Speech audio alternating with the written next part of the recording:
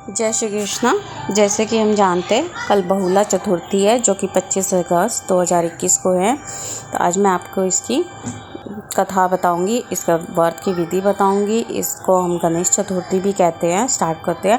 भाद्रपद के कृष्ण पक्षी चतुर्थी तिथि को बहुला चौथ या बहुला चतुर्थी के नाम से जाना जाता है। 2021 में यह व्रत 25 अगस्त दिन बुधवार को है।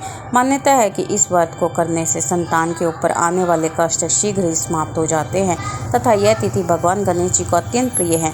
ज्योतिष में भी श्री गणेश को चतुर्थी का स्वामी कहा गया है। इसे संतान की रक्षा का व्रत भी कहा जाता है। भाद्रपद चतुर्थी तिथि को पुत्रवती स्त्री अपने संतान की रक्षा के लिए उपवास रखती है। इस दिन चंद्रमा के उदय होने तक बहुला चतुर्थी का व्रत करने का बहुत ही महत्व है। वस्तुतः इस व्रत में गौ तथा सेन की मिट्टी की प्रतिमा बनाकर पूजा करने का विधान प्रचलित है। इस व्रत को गौ पूजा व्रत भी कहा जाता है। जिस प्रकार गौ माता अपना दूध पिलाकर अपनी संतान के साथ साथ संपूर्ण मानव जाति की रक्षा करती है, उसी प्रकार स्त्रियां अपनी संतान को दूध पिलाकर रक्षा करती है। यह व्रत निसंतान को संतान तथा संतान को मान सम्मान एवं ऐश्वर्य प्रदान करने वाला है। चतुर्थी व्रत विधि। इस दिन प्रातःकाल स्नान आदि नित्य क्रिया से निर्वृत्त होकर शुद्ध या नया परिधान कपड़ा पहनना चाहिए। इस दिन पूरे दिन उपवास रखने के बाद संध्या के समय गणेश, गौरी, योगेश्वर, श्री कृष्ण एवं सप्तसा गौ माता का विधिवत पूजन करना चाहिए। पूजा से पूर्व हाथ में गंध, अक्षत चावल, पुष्प, दुर्वा द्रव्य, पुंगी फल और जल लेकर गोत्र वंशादि के नाम का उच्चारण कर विधि पूर्वक संकल्प अवश्य ही लेना चाहिए, अन्यथा पूजा का पूर्ण फल नहीं मिलता है। स्थान विशेष के अनुसार विधि विधान में अंतर हो जाता है, अतः क्षेत्र विशेष में जिस विधि से पूजा प्रचलित है उसी विधि के अनुसार पूजा करनी चाहिए। कई स्थानों पर शंख में दूध, सुपारी, गंध तथा अक्षत से भगवान श्री गणेश और चतुर्थी तिथि को भी अर्घ्य दिया जाता है। रात्रि में चंद्रमा के उदय होने पर भी अर्घ्य दिया जाता है। पूजा के समय उपर्युक्त मंत्रों का जाप जरूर करना चाहिए। इस दिन कुल्हड़ पर पापड़ी आदि रखकर भोग लगाकर पूजन के बाद ब्राह्मण भोजन कराकर उसी प्रसाद में से स्वयं भी भोजन करना चाहिए।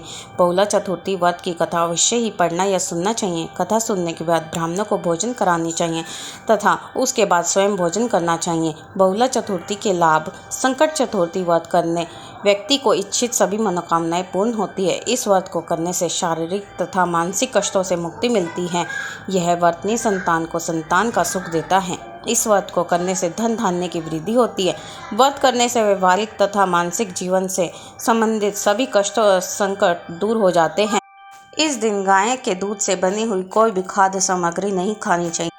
गाय के साथ साथ उसके बछड़े का भी पूजन करना चाहिए। भगवान श्री कृष्ण और गाय की वंदना करनी चाहिए। श्री कृष्ण के सेन रूप में वंदना करनी चाहिए। इसकी कथा जरूर सुने। बहुला चतुर्थी व्रत की कथा। बहुला चतुर्थी व्रत से संबंधित एक बड़ी ही रोचक कथा प्रचलित है। जब भगवान विष्णु का कृष्ण रूप में अवतार हुआ तब इनकी लीला में शामिल होने के लिए देवी देवताओं ने भी गोपियों का रूप लेकर अवतार लिया। कामधेनु नाम की गाय के मन में भी कृष्ण की सेवा का विचार आया और अपने अंश से बहुला नाम की गाय बनाकर नंद बाबा की गौशाला में आ गई। भगवान श्री कृष्ण का बहुला गाय से बड़ा स्नेह था। एक बार श्री कृष्ण के मन में बहुला की परीक्षा लेने का विचार आया। जब बहुला वन में चल रही थी तब भगवान सेन रूप में प्रकट हो गए। मौत बनकर सामने खड़े सेन को देखकर बहुला भयभीत हो गई, लेकिन हिम्मत करके सेन से बोली, हे वनराज, मेरा बछड़ा भूखा है। बछड़े को दूध पिलाकर मैं आपका आहार बनने वापस आ जाऊंगी। सेन ने कहा कि सामने आए आहार को कैसे जाने दूं? तुम वापस नहीं आई तो मैं भूखा ही रह जाऊंगा। बहुला ने सत्य और धर्म की शपथ लेकर कहा कि मैं अवश्य वापस आऊंगी। बहुला की शपथ से प्रभावित होकर सेन बने श्री कृष्ण ने बहुला को जाने दिया। बहुला अपने बछड़े को दूध पिलाकर वापस वन में आ गई। बहुला की सत्य निष्ठा देखकर श्री कृष्ण अत्यंत प्रसन्न हुए और अपने वास्तविक रूप में आकर कहा कि हे बहुला, तुम परीक्षा में सफल हुई। अब से भाद्रपद चतुर्थी के दिन गौ माता के रूप में तुम्हारी पूजा होगी। तुम्हारी पूजा करने वाले को धन और संतान का सुख मिलेगा। जय हो श्री कृष्ण भगवान जी की। अब हम गणेश जी की कथा करेंगे और आप कमेंट बॉक्स में जय हो श्री कृष्णा जी जरूर लिखें। राधा कृष्णा श्री गणेश जी जरूर कमेंट करते जाएं।